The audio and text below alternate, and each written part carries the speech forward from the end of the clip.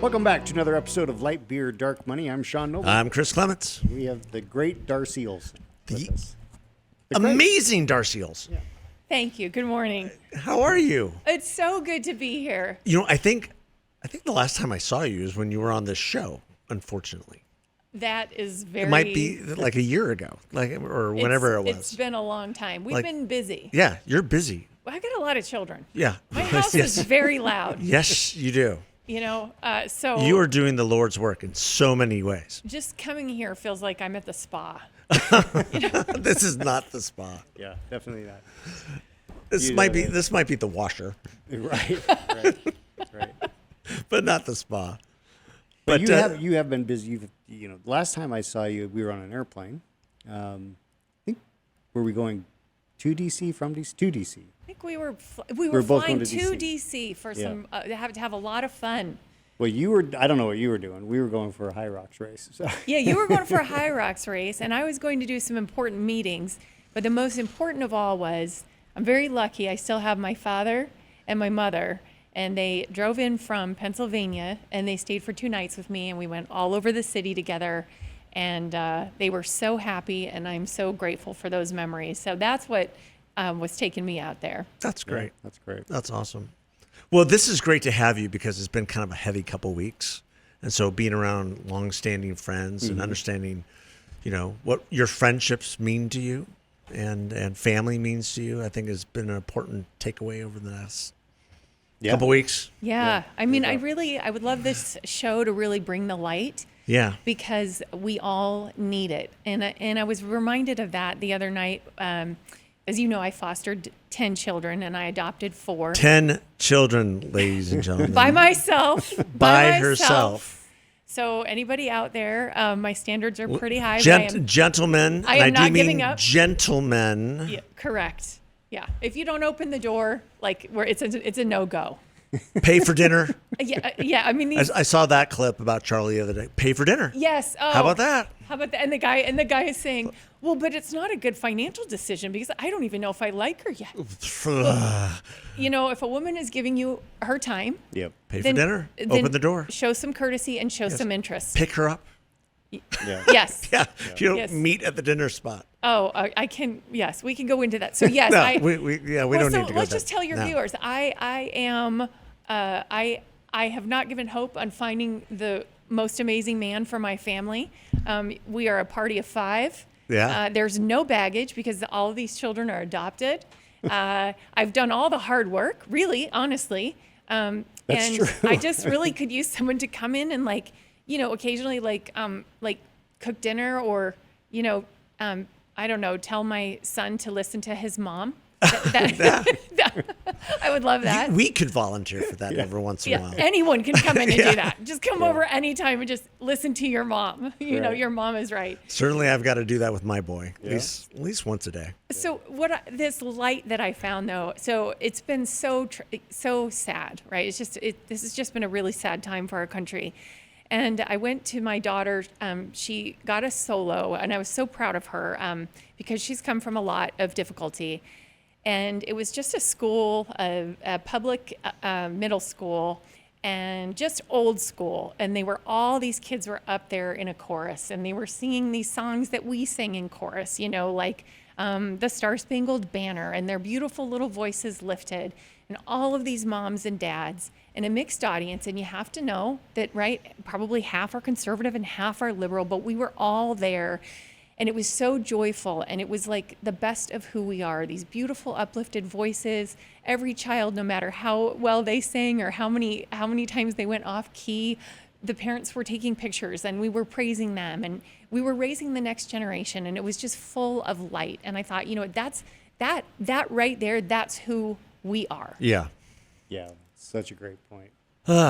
Something that we lose sight of pretty quickly. And just, having friends around you during this time and family who, you kind of grew up around. Yeah. Yeah. Well, I was saying, when Sean and I met, back in basically high school, we kind of were like enemies. Like we kind of. What's about that? Where did that come from? We're not going to go into the story. We're not going to go there? We're not going to, because it makes Sean look bad. Oh, and I didn't realize that. I would never do that. But you know what? We soon realized that like it is a very fine line between love and hate. And we actually had the same goals and same vision for our country, for our families, and everything else. And he is now one of my oldest friends. Yeah. And I love that. And I am pretty old. Yeah, well, we're all not getting any younger at this table. Yeah. And then how you and I met was really just me calling up your former employer and booking an appointment to meet you. Yeah. That's how it was. Yeah. And I'm like, we should know each other. I think we could get some things done. I think a lot of people met you, Chris, that way. You should know me. That's I kind should of know you. Yes, that's actually how I work. Which was smart in the business you were in at the time. And, well, you know what? In the industry that we're in, it's really interesting too because Miller Coors is having their big to-do downtown. I saw a bunch of execs out last night. You know, the conservative movement has not been overly friendly towards that industry overall in terms of how they approach franchise laws and what have you. But the Coors family specifically has been very friendly to conservative causes. They are conservative. And I honestly was the conservative in the state, and there were some perceptions that the Goldwater Institute didn't really like what we were doing and legislatively or anything else. I go, well, I'll just call up Darcy Olsen and just go, see where we can partner on things and maybe disagree on some things. And it turned out we became close friends. We sure did. Well, there's two things about that. Number one, I like that you came out, looked me in the eyes, and shook my hand, because the value of relationships these days is completely underestimated. And one of the reasons we're friends and we can stay in touch electronically is because we actually do know each other. Yeah. And these young folks, they don't know it, they don't get it, and they're not going to know what they're missing until they're 30, or 40 years old. And the second thing I'd love to say is I love the Coors Foundation. They were angel philanthropists in getting the Center for the Rights of Abused Children started. And when I asked Carrie Coors what it was that spoke to her about this mission that made her such a great investor, she said, I cannot imagine my own children going into the system of child protection, or what we call foster care, and what would happen to them without a parent or without an attorney, to have the government in charge of my child. And of course, it's our mandate to fulfill the promise of the Constitution for these children, right? So they can be safe and loved and have families, the same rights that we all have, and just to extend them into that system. So we really appreciate the Coors family and the foundation for standing up for what is right. Yeah. They have been stalwart supporters of the conservative movement in so many different ways. And leaders. Yeah, completely. And they've taken flack for that as well. Sure. But now they're on the ascendancy, because I read all the memos yesterday, and they're doing all quite well. Yeah. Well, yeah. Probably to Anheuser-Busch. Well, because they've not Bud Light themselves on fire. That's kind of an important thing. Bud Light themselves on fire. Well, because Bud Light is now a verb. Yeah. You realize that. It's become a verb. Well, it certainly is on this show. Yeah. and in the lexicon. But to your point, the plight of abused children and is so important to the discussion that we're having in our politics and our communities. And you made a point earlier before we started recording that this is something that has been neglected across administrations for years and years. It's not really a Republican thing or a Democratic thing. It's a societal thing, and we haven't gotten our arms around it. Right.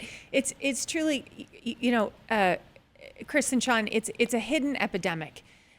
I can tell you there is not a listener out there who thinks it's okay to abuse children. We all believe that children should have childhoods. They should not grow up in fear.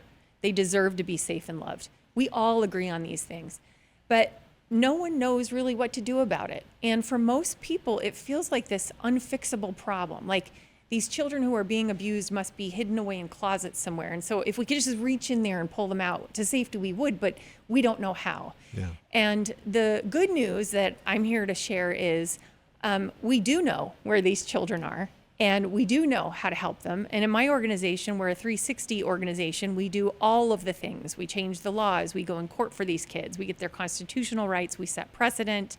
We work with the Trump administration. We work locally here with the Democratic administration and all of these states in between. half of the people listening, and this is something I didn't know either, they think that foster care is where juvenile delinquents and bad kids go. Most of us don't even know that these are children who have been hurt, and they need to find either safe and loving relatives, their parents need to get clean and ready, or they need an adoptive home, I guess as crazy and chaotic as mine. But these kids are in desperate need, and guess what? People like us, we can fix that because we can be what they need. Yeah. It's amazing. And I would say that the biggest gap in the solution at this point is adoptive parents, right? It's yes. Well, yes, there are a couple of things. So there are about 1 million children each year are abused. Severe. I mean, we're talking severe abuse. We're not talking about spankings or anything like that. Let's know that we're sharing a common definition of things that you would never find acceptable to do to anyone, much less a child. And many of them will be taken into the child protection system. Now, they're supposed to look for relatives first.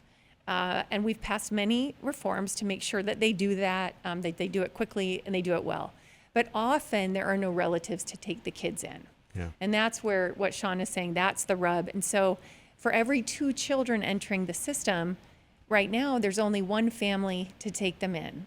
So the remaining children, and the reason I started fostering is they told me we have babies in warehouses, in government office buildings, in shelters downtown. We literally do not have family homes to put these children in. And I was single, and I wanted to do it the traditional way, and I wanted a husband and an engagement and a marriage. And I said, I will open a crib because that is one of the most horrible things I have ever heard. And I can love a baby, I can love any child, and so I did. And so anybody out there can step up. You can be single, you can be older. If you're older, take in a teenager, right, who you can be patient with and devoted to. But yes, number 1, we need foster families. And then I'll let you ask questions, but there are a couple of other big things we can do. Well, the foster families, I think that's a really key point with the hope that, if a kid's in the system and can't get back to their family because parents won't get clean, whatever, then there needs to be someone there to adopt them. Yeah. And I'm assuming that a lot of the challenges are when you have kids that are a little bit older, it's hard for them to get adopted, right? Yeah, so if you've been in the system, if the system is not getting you in and out on time, the goal under federal laws is they've got about 18 months to get you a permanent home, which is maybe a little too long, but that is the goal. Well, not a single state complies, so they keep you in there forever. You get behaviors, as kids would. Yeah. No one to tuck you in, to love you, to take you to school. I mean, my goodness, even good kids need constant, steady, good discipline, love, support. So statistically, by the time you're 8 years old and you're in the system, your odds of adoption statistically are 0. So, I heard the other day just the saddest story that ended up turning happy. But there was a girl, and she said, I was 6 years old when I went into the system. And she said, I knew everybody wanted babies, but I thought I was cute enough and I was young enough that somebody would love me. And nobody did. And I love Wendy's wonderful recruiters. It's a private organization, and their job is to go around and find the older kids or the sibling sets or the kids who have some behaviors from all this trauma and to find homes. And they found one for this girl. And so it was both sad and happy at the same time. So it is hard for those older children. And look, not everyone can foster. I'm not here to say go foster 10 children alone. I know everyone's not as crazy as I am, and that's probably a good thing. But what's true is all of us can do something, right? I founded this organization because I know that together we can do more, right? We can change more together. And that's what this organization does. So I would encourage people to consider joining us. Make us your humane society for children, if you will. We will get the work done. We're making these kids safer. We've helped over 1 million children in 8 years. That's incredible. Pretty extraordinary. And part of it's because I think everyone on the team has had some experience with abuse or fostering or adoption. And so, we'll work all hours. We had a boy in our clinic. We have a pro bono law clinic, and he had been abused and sent home 6 times. He was sent home by the state. I mean, they push so hard for you to go back to these families who have beaten you over and over again. And he told our attorney, if you can't get me safe, I will kill myself. Oh my. So we can do better, right? We can do better. And he, by the way, he is protected now. We got him. I mean, this is kind of a loaded question, but this is more perception than anything else. Has the church, I mean, in a broader sense, the church been late to this? It seems like more and more, just my perception, just going to different churches around town, more and more are embracing Hey, you know what? the need. You know what, Chris? We're all late to this party. We're all late. Yeah. When I started fostering, I felt inspired. Okay, it came out of a prayer. I didn't know anything about it. I also thought it was mostly troubled kids. Yeah. And I was going to take in a teenager who just needed a little love and I could have fun with and we could make it work out, right? So we're all late to this party. Yeah. And I will That's say fair. this for the churches. Thank goodness for the churches. If we did not have the churches, we would have almost no families at all. And I'm going to say something else. Single ladies, single men, you are 25% of the people who adopt children out of foster care. So I felt like I was going to be inadequate. Okay. I thought, and I still would like to have a full, whole family with a father. But I thank God that I did not let that calling hold me back. Okay, Yeah. because a great mom or even a good mom is better than no mom, no family, no network, no connections. And we constitute 25% of the adopters, and we do it alone.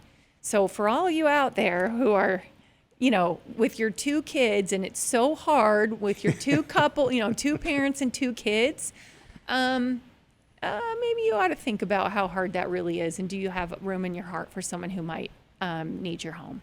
Yeah. Yeah. Well, it's amazing what you're doing, and there's so much more to do, and we want to talk a little bit about the kind of the dark side of some of what you do, and that's the youth, child trafficking. Yeah, I got a story for you. So, child trafficking, everybody listening knows what it is, and it is horrible. And we see lots of movies made about, Liam Neeson or a hero coming in to rescue these kids. And it's all great in the movies. It is not like that in real life. The 90% of children who are trafficked in our country, those kids come through or out of the foster care system. Okay. Wow. So we know who the targets are, and you want to know why these traffickers have their eyes on these kids, because it's a lot of money, right? This is a $1 billion industry, and no one is going to go looking for these children because they do not have parents, and the states do not look for the children. So if you're a predator, you are going to go stand outside of a group home with a lot of kids who need a little bit of love, who are living in gross, disgusting situations with weird rules and weird food. And you're going to say, hey, come stay with me and all my friends, and we'll be your family and we'll take care of you. And you're going to enter something and you're not going to know where you're going, and no one is going to come and look for you. So the work isn't on the rescue side so much. I mean, that needs to continue, but we need to get in these kids before this starts. And the first step is every child deserves a safe and loving home. And guess what? If you go missing, Sean, what are you going to do if one of your kids goes missing? Search. We're all searching, aren't we? Yeah. All of us. All Of our friends, all the- churches. yeah, exactly. Right? Our neighborhoods, our networks. It's going to be like Elizabeth Smart. I mean, the entire city of Phoenix is going to find that child. Yeah. Okay, that does not happen for a child in foster care, and we need to make sure it does. So prevent them from going missing by giving them families, and then God forbid they be in these group homes. We've got to keep them safe, and there are ways to keep them from being lured away. One of the great ideas that we have is a lot of them are teenagers. Well, guess what? Teens aren't stupid, and they can be incentivized. And so one of the ideas we have is to set up cash accounts for them. put $5,000 in that account and say, if you stay in the system till you're 18 years old, you can have this money for school, for an apartment, for a car, to keep you safe. And that is a better promise than a trafficker is going to make to these kids. Yeah. In that promise, they can see hope, they can see a future, and money talks. So there are things, that's not the only thing we can do, but it's pretty practical and it makes a lot of sense, Yeah, that right? actually, I had never even thought about that. But the incentives, build the incentive structure, Yeah. and you can help human behavior. do what I'll they tell need. you, these 10, 11, 12, 13, 14-year-olds, you know what they know? They know what it's like to go without food. They know what it's like not to have an apartment or clean clothes. They know what it's like to have special ed because they were born drug exposed. Many are born drug exposed. 3 of mine are on, special ed programs. They're not dumb. Don't be everybody thinking like that doesn't mean that. It's your processing, right? It's how you learn. It's like dyslexia, okay? But these kids know what it's like to have a problem set, and they know that money can help solve that. They still want parents. They want families. That's the number one thing we can give them. And that's my prayer for every child, is to know the love of a family. But second to that, can we get them on their feet? Can we give them a future? We can. Yeah. How do people get involved? I mean, how do they find you, your organization? Yeah, absolutely. So the website is called thecenterforchildren.org. You can look up the Center for the Rights of Abused Children, look up me, look up the show. It'll all be there. Don't judge my website, please. We're getting it revamped in a couple of weeks. It's going to look a lot better. But we have opportunities on there. So look, all of this takes resources, right? When I fly to DC and I'm advising people in the Trump administration, or we're going into the legislature to testify in Kentucky or Missouri, right? We have travel expenses. We have attorneys who have to write all these things. We have attorneys who fought for that boy who'd been abused 5 times and saved his life. So it takes resources. If you can donate $25 a month, awesome, great. We'd love that. But not everybody can do that, and that's okay. Not everybody can be a foster parent. I get it. Sometimes you're like, I can't even do the kids I have right now. But maybe you could be a pro bono attorney. Maybe you have a little yoga studio like my friend down the street. She held a fundraiser for us.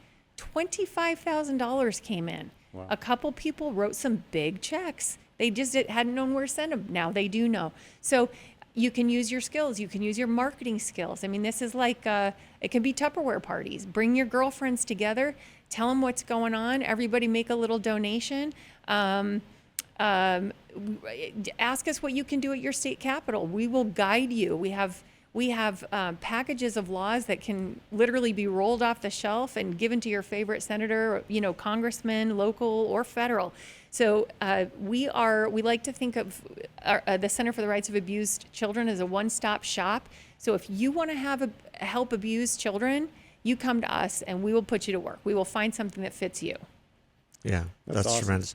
And it has to be said, that your organization has been so effective down at the legislature. Like they've been named like the most effective group, like many years in a row. Like you've been honored by your peers. It's really been very heartwarming, and I need to give some credit. And nobody out there steal my lobbyist,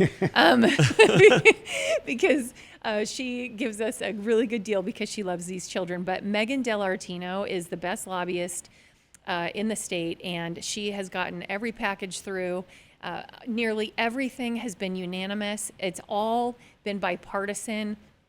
These are things we can get behind. We all want kids safe and loved. It's just a matter of how we do it and how quickly we're able to do it. So we have been successful.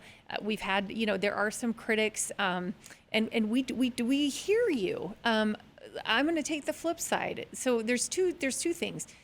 These agencies, they're government agencies. Okay, so a little skepticism is in order. Sure. So they're not great at what they do. So they both over-intervene and investigate families like mine when my little boy is out on his motorcycle, which happened about a year ago. And the police came over and he's like, I'm really sorry. And I'm like, I'm really sorry to waste your time. Okay. That's a waste. We all know it. We don't need that. But at the same time, they underprotect. So we had a situation recently locally, and there was a 10-year-old girl who'd been in and out of the system her entire life. Her school called 14 times. There were calls from the police. There were over 20 calls to the DCS hotline. And no one went out and saved that girl. And she was tortured to death. She was missing her toenails. I won't go into further details. This was not an accident. And this girl was tortured. And DCS did nothing.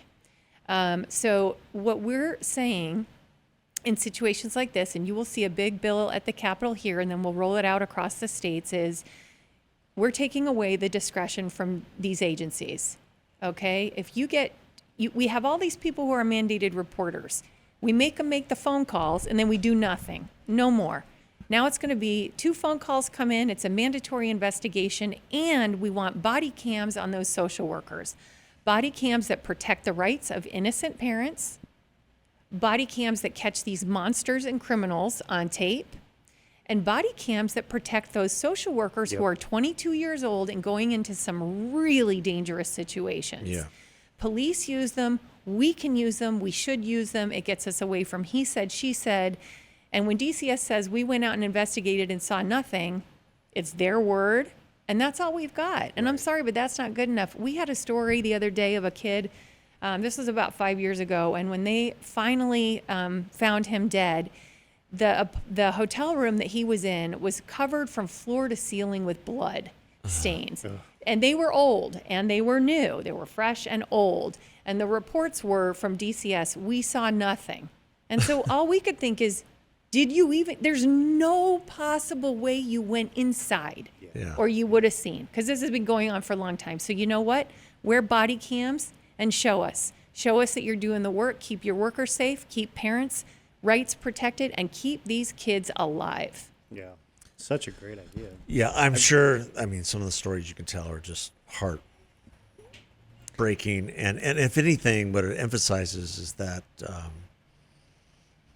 there's evil in the world, and we saw it the last two weeks. It exists, and it exists wholeheartedly. We're in a spiritual war, and the work that you're doing is a light against that evil. There are monsters out there. Yeah. Chris, there are no doubt about it. There's no doubt. Things people do it's the unimaginable, and punishments need to be severe. There are liberals out there who like to say you shouldn't be defined by your worst moment. That's cute in yoga class. It is not cute when you've raped your kid. Yeah. Okay, guess what? You are defined by your worst moment, because you know what? We're not God. And it's not up to us to bring mercy. It's up to us to bring justice on this earth. I have a story for you. One of the children who was brought to me when I was fostering was just a fat, cute little baby. Most of my babies were like, 5 pounds, and you weren't sure if they were going to make it because they were drug exposed, but not this one. So I asked the social worker, I said, what is the story with this cute little fellow? He's just the sweetest, little, cutest, fattest, chubbiest, delicious little baby. And I said, are you just waiting for like the grandmother to help out? Because it was like a young mom, And the mom was only 11, so she was young, and she wasn't gonna be able to take care of the baby. She loved the baby, she couldn't take care of her. So I said, are we just waiting for grandma to come, and then everything will be okay, and then they'll go home? And she said, oh no, grandma is the reason that she got pregnant. And I, just like you, I said, I don't understand what you're saying. Like, what do you mean?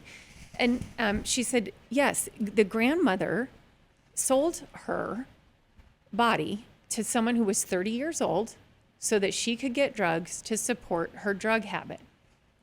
She trafficked her own daughter, and it gets worse.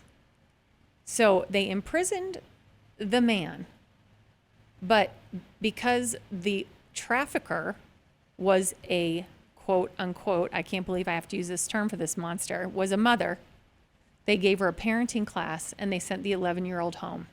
And they called it a successful reunification. And I called it for what it was, which is reunification with a trafficker, which should never be. And that's where I get at odds with some of the liberals, because they're kind of, a lot of them are family reunification at all costs. And I'm like, family reunification when it's safe. Yeah. But otherwise, I'm sorry. We have a responsibility to these kids. But not family reunification when the monsters We are have evil. laws that are more protective of dogs in our state than children. That's how behind it is. That's how bad it is. And that's why we're also doing the heavy constitutional work that these kids need us to do. Yeah.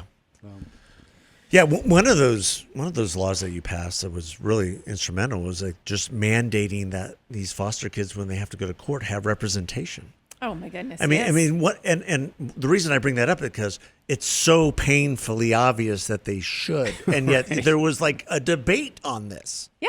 Oh yeah. It was crazy. I watched it. I was like, what is wrong with these people? Of course, they should have representation. Yes. So a lot of people don't know this. I did not know either until I went into court for my first baby, and the state had 2 attorneys, and there's never a dad, FYI, just so you know. Okay, Right. they're never 10 of my kids, not a dad, not one dad. Well, that's a whole nother podcast. No one present. And then the mom who doesn't show up, she has a free attorney appointed by the state, and I'm like, "Where's my baby's attorney?" And they're like, "Your baby doesn't get an attorney." They're like, "You can speak for the baby." I'm like, "I can speak for the baby?" I mean, I'm happy to speak for a baby, but like that's not my training. And so I knew it was wrong that day, and I made a vow to myself. I was like, one day we are going to fix this in the state of Arizona. So we fixed it not only here, but we've also done some work in Colorado. We've done some work in Missouri. We're moving it across states.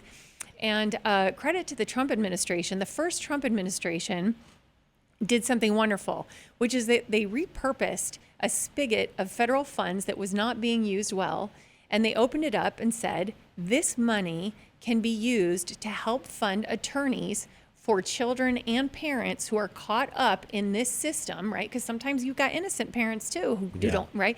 But can be used. And so about half the states are beginning to draw that down, and they're beginning to fund attorneys for these children. But until then, we are in the middle of creating a national network full of pro bono attorneys so that no matter where you are in this country of America, you can call the Center for the Rights of Abused Children and we will get help for you wherever you are. We will do everything we can to get that done.